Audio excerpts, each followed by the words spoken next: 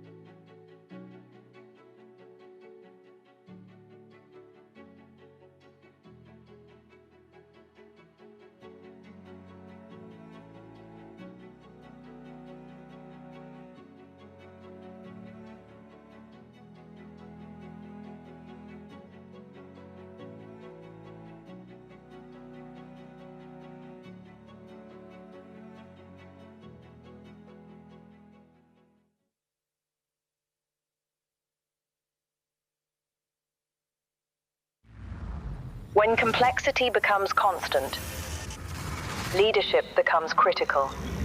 When uncertainty rises across every horizon, vision must hold steady. This is a moment for clarity, for courage, for collaboration. A time for energy, intelligence, impact. Energy, the current of life, powering cities, industries, and hope itself. Intelligence, not only artificial, but human, creative, collective. The insight that turns challenge into change. Together, they form a new equation. Smarter systems, stronger foundations, progress powered by purpose. We don't choose between growth and responsibility. We deliver both. Because resilience is built, not inherited. And true leadership means thinking beyond the moment. The opportunity is vast. The window is narrow. The responsibility, shared. So let this be a call to focus, to act with conviction, to build for the long term. Energy, intelligence, resilience. This is our time, our challenge, our legacy. Welcome to ADIPEC 2025.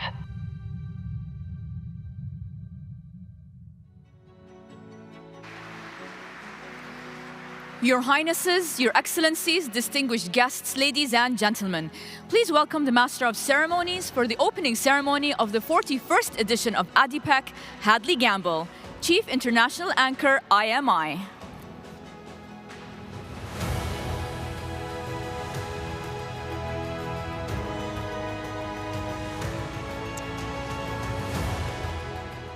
Good morning, Your Highness, Your Excellencies, and dear friends. It is an honor and a very great privilege to welcome His Excellency Sultan Al Jaber, the UAE's Minister of Industry and Advanced Technology, the Managing Director and Group CEO of ADNOC, the Executive Chairman of XRG, and the Chairman of Masdar, to open the forum this morning. Your Excellency.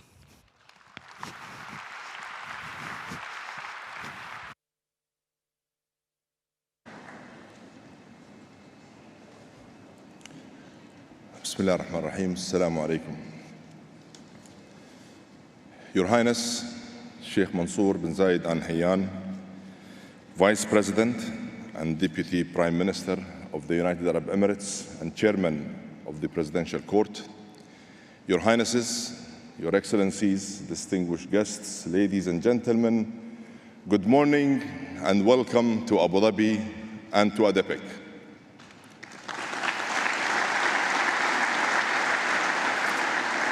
It's great to see so many energy leaders, peers, and friends here today.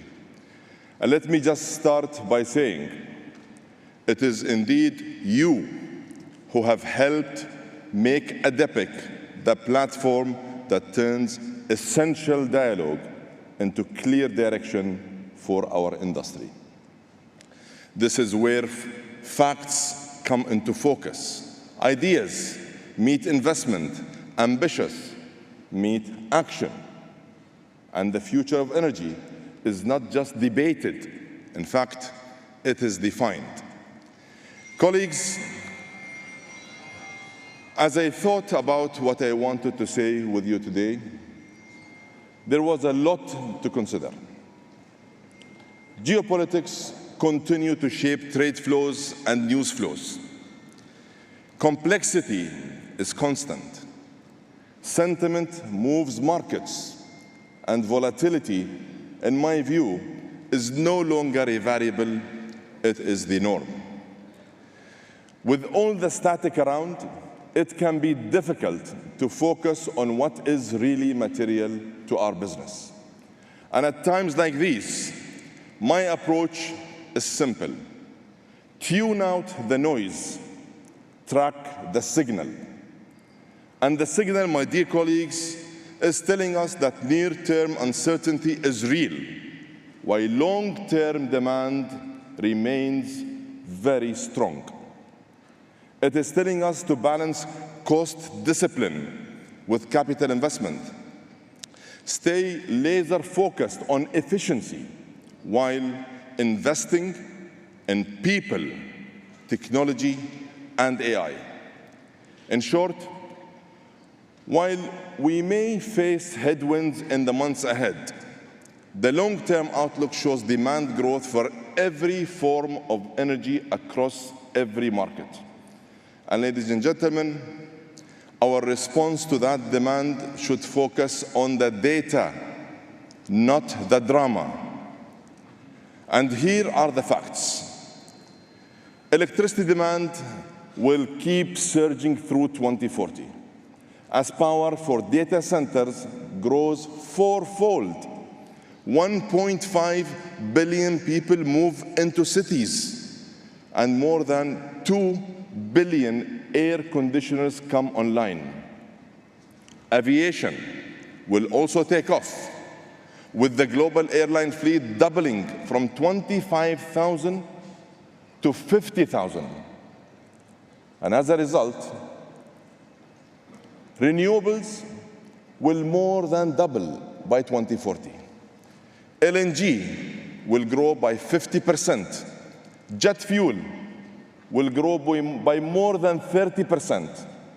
And oil will stay above 100 million barrels per day beyond 2040, increasingly used not just for mobility, but more and more for materials and petrochemicals. This all adds up to something far more complex than a single-path energy transition. What we're talking about here is reinforcement, not replacement. In fact, what we're really talking about here is energy addition. And everyone and everywhere, when they look, the signal could not be clearer. Energy equals jobs. Energy equals growth. Energy equals competitiveness. And energy equals intelligence.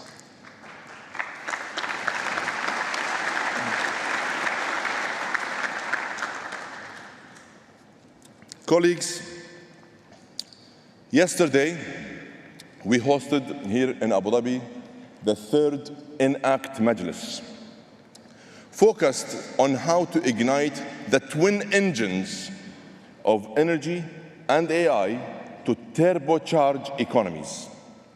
Leaders from energy, technology, policy, and finance built on the previous ENACT gatherings to deliver the following findings. 1, we still rely on molecules to create the electrons the AI needs. And here, allow me to quote Secretary Burgum yesterday, who summed it up perfectly. We used to say that knowledge is power. Now, for the first time in history, power is knowledge. Gas provides more than a quarter of the baseload power required by data centers. And a shortage of gas turbines is turning a supply crunch into a choke point that is pushing electricity prices higher. 2, infrastructure is still way behind where it needs to be. We need at least 6 million kilometers of new transmission lines by 2040. You simply can't run tomorrow's economy on yesterday's grid. 3, we need massive capital investment. We are talking about more than $4 trillion annually to cover grids, data centers, and all sources of energy supply. The fact is that capital is available. We need the right structures in place to de-risk and ensure that this capital flows to the right places. And we need to free up dormant capital that is tied up in existing energy infrastructure assets. And on this point, trust me, there is huge potential here. And 4, and most importantly, more policy. Policy must enable progress, not obstruct growth. And on this particular point, let me be very clear. Policies should be pragmatic, not performative. Policies should be based on insight, not ideology. Built on first principles, not fleeting popularity. Because regulation without realism and legislation without logic will only weaken economies, stunt societies, and drive capital away. Colleagues,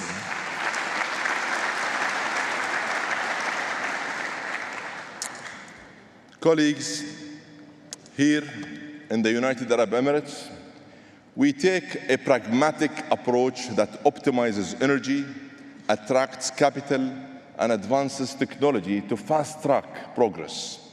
And at ADNOC, we are using every technology available, including AI and robotics, to collapse time and expand value. Through our homegrown company, AIQ, we have embedded over 200 AI use cases from the wellhead to the trading floor. These tools are cutting unplanned shutdowns by half and enhancing performance across our business. Our flagship program, Energy to the Power of AI, will make production forecasts 90% more accurate. And we are just getting started. We haven't yet scratched the surface. There is still much more to do. We are very much laser-focused on becoming the most AI-native energy company, driving a new era of intelligence-powered optimization and efficiency. And here is the thing. When efficiency counts, this is the place where the lowest cost and lowest carbon barrels live. When capital seeks certainty, here is where you'll find the best bang for your buck. When good governance and the rule of law are crucial, here is where partnerships are rock solid and ROI is secured. That is why global capital continues to flow here, because investors always value credibility, predictability, and trust. And all are found here in abundance in Abu Dhabi and across the United Arab Emirates. And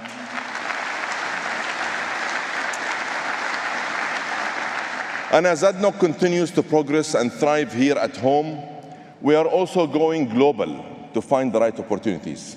Through our international investment arm, XRG, we have closed gas deals in Mozambique, Egypt, Turkmenistan, Azerbaijan, and the United States. And we continue to look for more opportunities across the gas value chain. We are building a truly global chemical footprint across 5 continents. And we are investing in infrastructure and smart energy solutions to unlock new corridors for growth. We have taken a disciplined approach, partnered across public and private sectors, and we are ready to partner with more. So to all our current and future partners, our door is wide open. We are very open for business, but more than that, we are open for boldness. Excellencies, partners, ladies and gentlemen, my friends, today we mark UAE Flag Day, a moment that captures the spirit of this nation. At exactly 11 a.m., people from everywhere across the country will stop what they are doing and come together in a single act of unity and connection. It is a simple but powerful tribute. We all look up and we honor our flag in a moment of pride. We recall the guidance and wisdom of our leadership and the debt we owe to all who came before us. We remember that great steps forward take sacrifice, and we remind ourselves that the power of acting in unison is exponential. The lessons from this moment for our industry are clear. Real progress is never the work of one single individual or a single company. It happens when we move together with purpose, all pull in the same direction, and recognize that the most powerful resource we have is not found in the ground. It is the resilience that binds us and the resolve that drives us. So as you leave this room today, hold on to this thought. In a world full of distraction, take a beat. Tune out the noise. Stay the course. Stand your ground and focus on what truly matters. I thank you all, and I wish you a great and a successful ADIPEC. Thank you.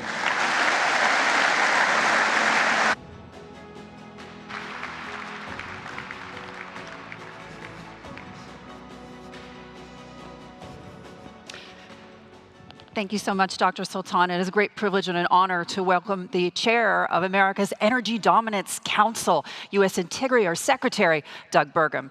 Mr. Secretary.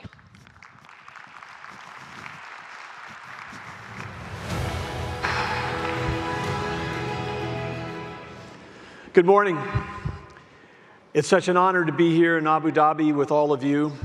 And I want to, as the MC and as Dr. Sultan has greeted all the Highnesses, Your Excellency, the royal family, the ministers from so many countries that are here. Of course, all of you, I say welcome to all of you, but I also want to extend gratitude to anybody who's in the room, because if you're in this room, you're playing an important role in the future of this country. If you're involved in the energy business today, we stand at a critical moment of time. And that moment of time is a confluence of a number of things that are coming together. And some of those have to do with the advance of innovation. Energy has always been integral to national security, and energy has always been the underpinning of any nation's prosperity. But as the two of those things come together to now, we've got a point in time that we've not been at before. If we think back in history, just 150 years ago in the United States of America, Thomas Edison was in his lab going through 1,000 experiments, each time not being able to achieve the expected outcome of being able to capture the power of electricity and turn it into light. But that miracle happened, and that was a point in time when the world changed. A few years later, he hired a young Nikola Tesla. They worked together. This was 1879 in the 1880s, so about 150 years ago. And then about exactly 50 years ago, the personal computer comes on the scene. And the personal computer, again, another inflection, a point in time which started to change everything. Personal computer and software became the thing that extended human capability and human knowledge more than ever before. But the two weren't really connected, because the entire tech industry was able to move ahead using very little of the electricity of the world. I had an opportunity to work in technology for almost 3 decades before I got into policy and elected leadership. In the United States, the tech industry never used more than 1% of the nation's power. It was an afterthought. Capital expenses weren't even part of the tech industry. But today, Dr. Sultan delivering what I think was the best opening keynote at any energy conference ever. Come on, give it up for Dr. Sultan. That was amazing. That was incredible. Wow. I want to just keep sitting there and just hear more of that, and the slides. And I mean, I've never listened to a speaker go before me ever in my life where I agreed with every word they said, that was a first. But that was so timely. But as Dr. Sultan was quoting what I said yesterday morning, which is true, this point in time in history now, we've got a situation, because in all cultures, in all history, for all time, there's been, in almost every language, there's been a phrase that says that knowledge is power. But now, for the first time in history, we take the miracle of electricity and the invention and the innovation of computing, and we marry them together, and a kilowatt of electricity is more valuable than ever before, because it's not just turn on your lights. A kilowatt of electricity can be converted directly into intelligence. For the first time in humanity's history, we can manufacture intelligence. And that intelligence is a general purpose technology. It can be used by everyone.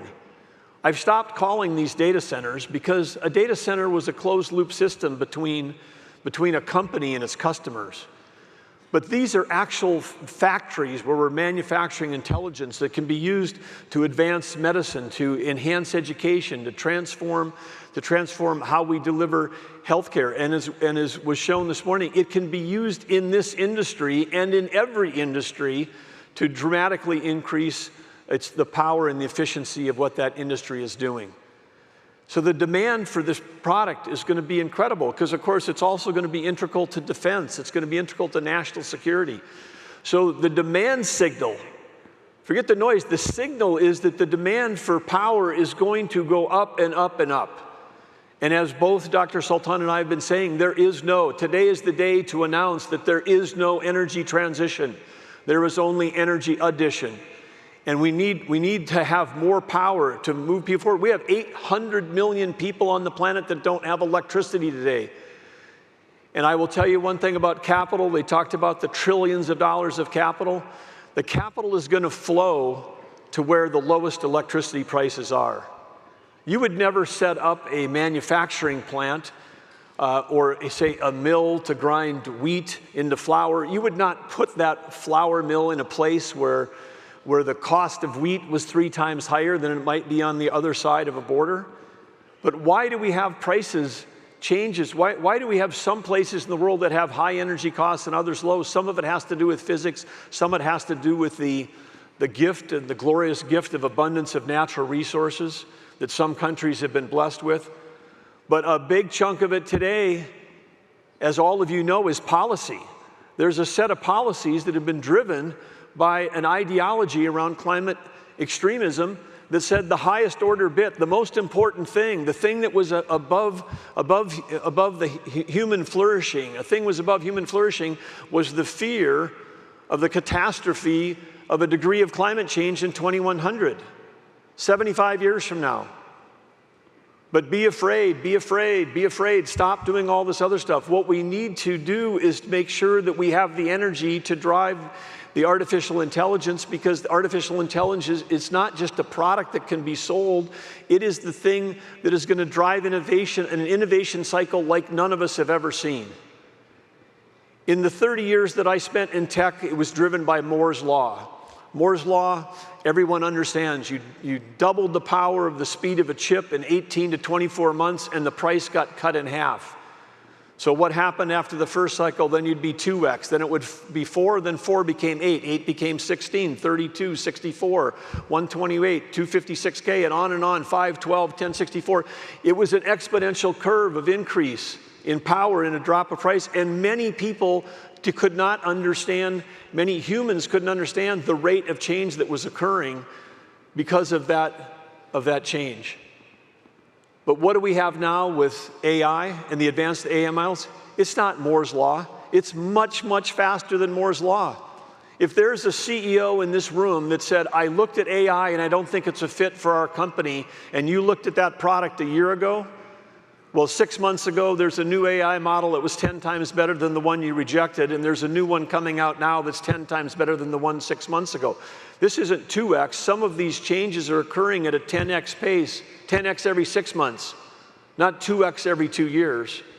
So anyone who misunderstands how rapidly AI is going to affect your business and how your need for power is going to go up, I like to say, they used to say in the global brand of Kodak, they had a phrase when they would take a great picture, and it was called a Kodak moment. Well, there was also a Kodak moment where Kodak, one of the great brands, top 30 companies in the world, misunderstood how fast digital photography was going to overtake the film business. And Kodak moment had Kodak basically disappeared off the planet. There will be executives, there will be companies that have their Kodak moment because they do not understand the speed at which AI is coming and the impact it's going to have on their business. But that's not the case here.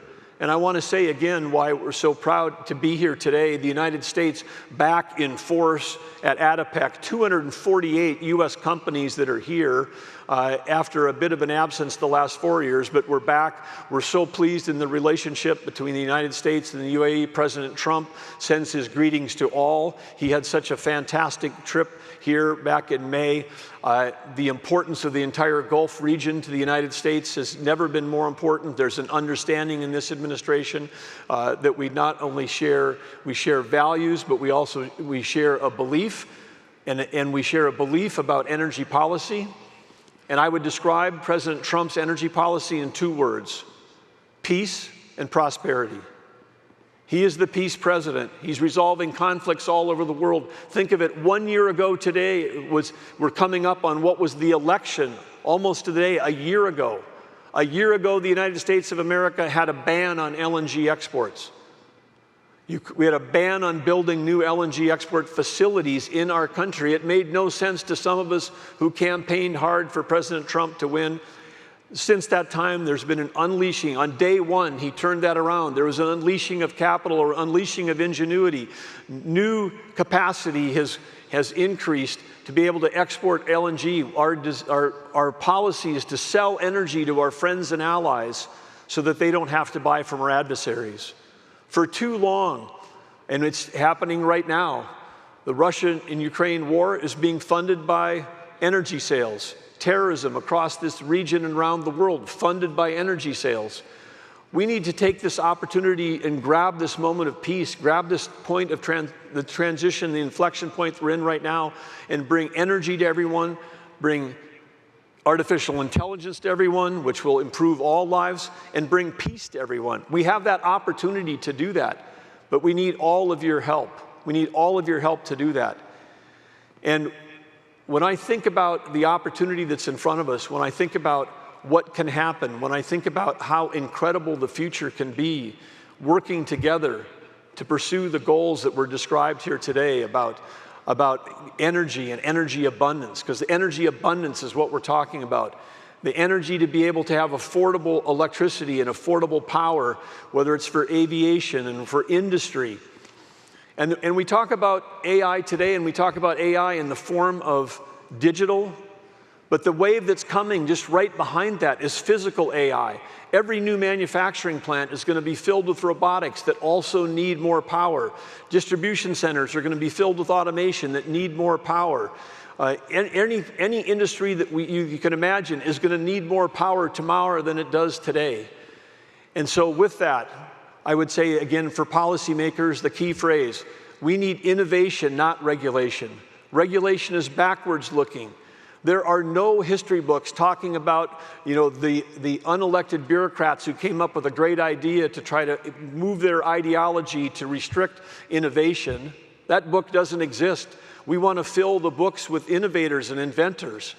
And for those of you that are here today, companies that are investing in R&D to advance energy, to make it more efficient, we can solve every problem together related to any issues you can imagine that people might think we might have with climate, including more accurate modeling, including better efficiency on how we do things. We can have clean air, clean water, clean soil health. We can have all of that.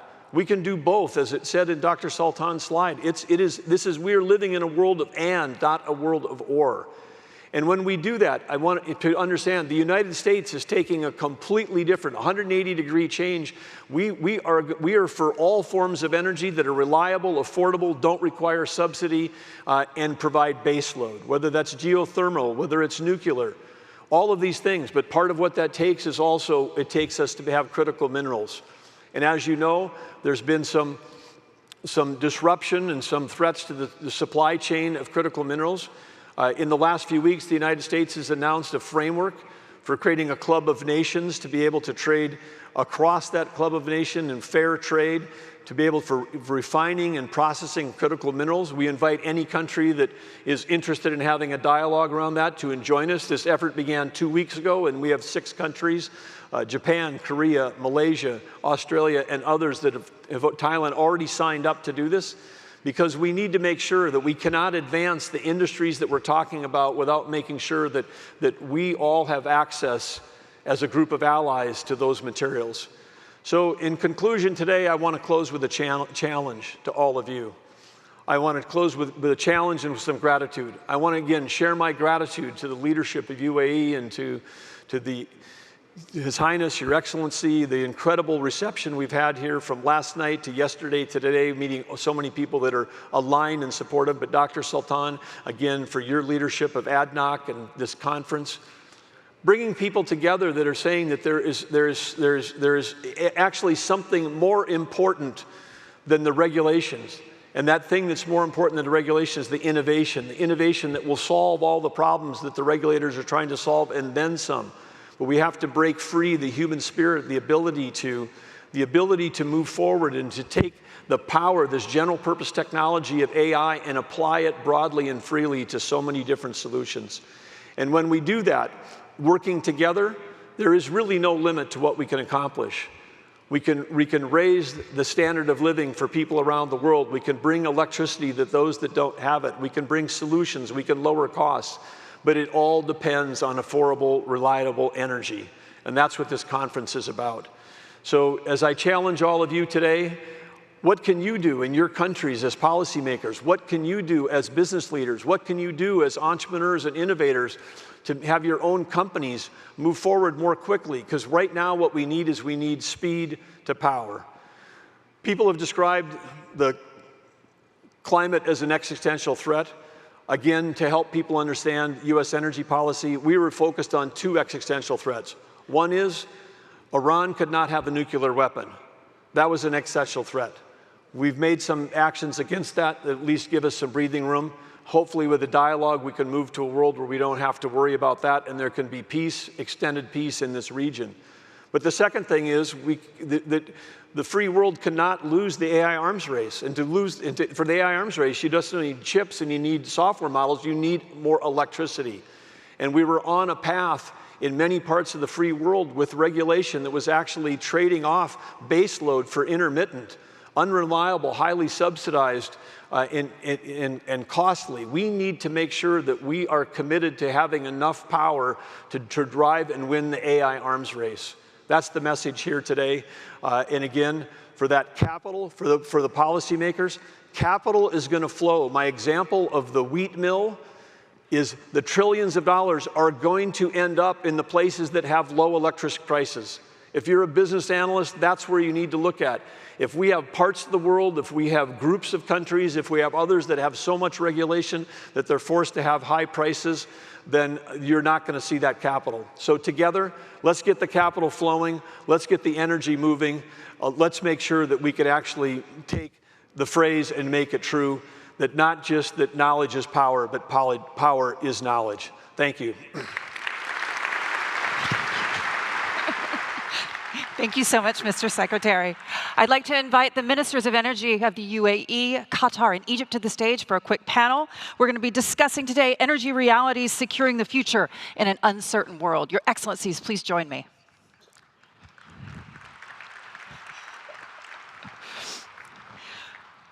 We're going to have a bit of a lightning round this morning. So I've got about 10 minutes with you gentlemen, so let's make them count. Think in sound bites. Your Excellency, Suhail Al-Mazroui, the Minister of Energy here in the UAE, it's an honor and a privilege to speak with you this morning. Walk me through the latest OPEC Plus decision. Are we going to see a glut in the oil market? Well, first of all, it's not only about oil or gas anymore. I think we're talking about energy. And the three things that we need to be sure after seeing the numbers from His Excellency Dr. Sultan's presentation and Secretary Burgum as well, there is a requirement for more energy. And same with oil and gas. The world, and absolutely no doubt, would require more resources. Those resources will be definitely more oil, definitely more gas, definitely more renewable energy, and we need to make sure that the environment for investment is allowed to do that. If we're not achieving a balance between the price and what the world requires, we will not have the flow of investment enough to do it. I know some countries like UAE and others are investing regardless, because we know the demand is there, the demand is happening, but not everyone can do what we are doing. And if we are not investing in a large scale, with the decline that we see in demand and the shrinkage we see in the stored quantities, which no one is talking about, we will have an issue down the road. And I have no doubt that this group is meaning well for the world, and we are trying to achieve that balance, keeping in mind we're not the only producers in the world. Our share of the world production is reducing, and if we are not investing more, but I think with the AI, with the data centers, we will definitely need more energy.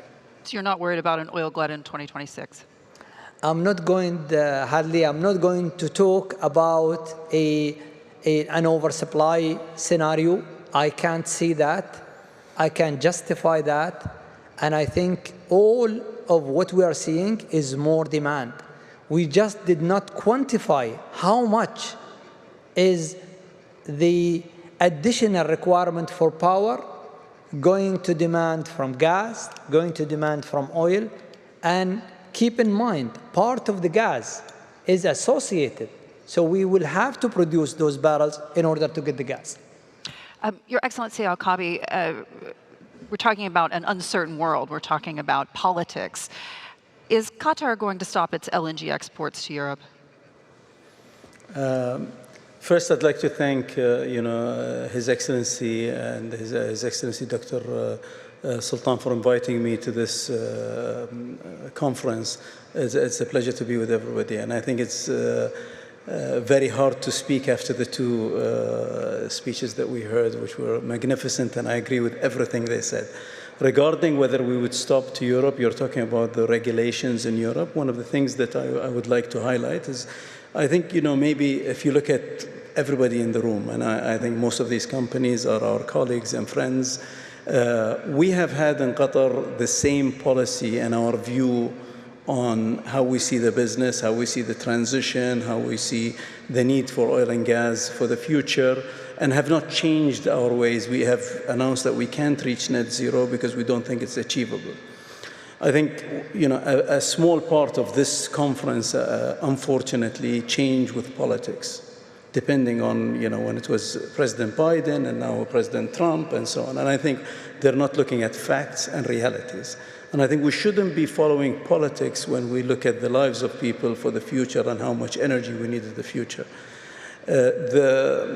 Going back to your question, we have announced very clearly, I've spoken on several occasions, if Europe does not really look at how they can water down the CSDDD or cancel the CSDDD and still have a penalty of 5% of our 5% of our total world turnover as a penalty, we will not be delivering LNG to Europe for sure, 100%. And the reason being is what I just said.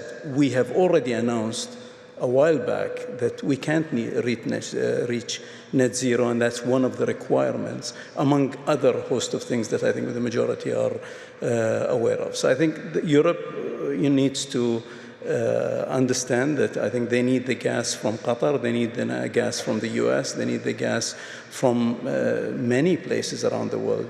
And I think if they don't change that, it's not us as a company, it's Toyota delivering cars that will be impacted. This is not an oil and gas thing. So I think it's very important that you look at this very seriously, and I think that's being looked at by the Europeans. And Your Excellency Badawi, just a quick one for you. We're talking about a $35 billion gas deal that Israel called off, essentially. Do you believe you're going to be able to get that deal back on the table for Egypt? So first of all, it's a great pleasure to be here, and Your Highnesses, and also really a big thank to Dr. Sultan, right, for having us here. When you look at Egypt, we're very much focused in terms on how we can really play a key role in the energy landscape and how we can really help to have molecules in the region, in the East Mediterranean, to be monetized at the lowest cost per scuff. And also in terms of enabling really this monetization to take place, leveraging the infrastructure, right, that exists in Egypt, and to make sure that we avail that energy need, to the different markets where it's required. When you look at Egypt, Egypt itself has a market of 120 million people. And at the same time, it has, energy needs which are growing, year on year. But more importantly is that really we're focused, and I like the word that Dr. Sultan mentioned about, filtering out the noise and really focusing really in terms on the signal. And we're very much, focused in terms on how we can unlock, the upstream sector, both, the oil and gas, accelerate production of existing fields, accelerate exploration to unlock future reserves, and not only in Egypt, but in the Eastern Mediterranean. And as well in terms of focusing on really on the infrastructure that we have to help our partners, both in Egypt and in the region, to monetize those molecules, whether in terms of oil or gas, through the petrochemical sector, to create value-added derivatives through the refineries, to create value-added, products, or for our export terminals, to make that energy available, in the region. The third one is also on the mining, and critical minerals is also very, very important, as Secretary Doug Burgum, mentioned, and Egypt is very much focused in terms of unleashing the potential, right, of the mining sector, right, in Egypt, and collaborating with our partners to make that available, not only in terms of raw material, but as well in terms of industry, and also working really on the fourth pillar, which is the energy mix. Everybody talked about how energy is very important, and we're very much focused on creating the energy mix, which leverages, renewables, renewables, and which leverages the oil and gas, and which leverages as well nuclear, to make sure that we actually make available gas to where it can create value-added derivatives and that we can provide the energy needs. And all of that without forgetting the people element, because again, AI, technology, and so forth will always require people, and hence why we're focused on the health and safety of everybody involved in the value chain and on the climate. And collaboration is key. Our sixth pillar is collaboration. And really, I thank Dr. Sultan, and ADIPEC is a great example of really having an environment to foster this collaboration between different members, whether policymakers, different industries, and also how we're leveraging collaboration with different countries right in the region, and also lately as well with Cyprus, to make that gas available in Cyprus, to be able to be available through the Egyptian infrastructure for the rest of the world, and also enabling Egypt to be a platform for growth for companies like Dr. Sultan was mentioning about having Arceus to grow as a vehicle, not only in Egypt but for the region. So we're very, very proud of the collaboration and really enabling those 6 key pillars to foster this collaboration with all our partners within the whole East Mediterranean to avail that energy that is required. Your Excellencies, we have to leave it there. Thank you so much for joining us. Thank you.